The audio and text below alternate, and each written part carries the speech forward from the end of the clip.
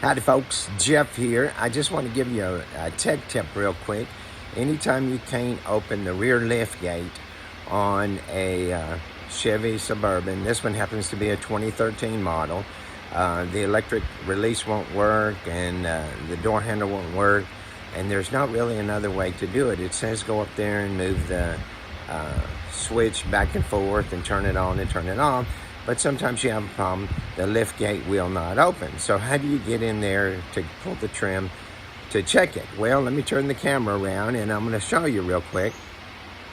There's a dimple in down by the lower part where the latch is on the inside of the vehicle.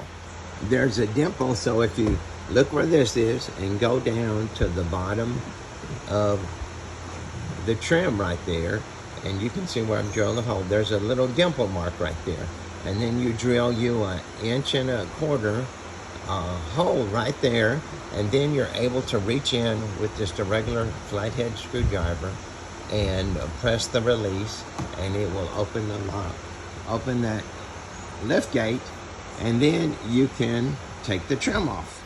So I hope that helped you, because there's a lot of YouTube videos that say flip this switch, do that switch.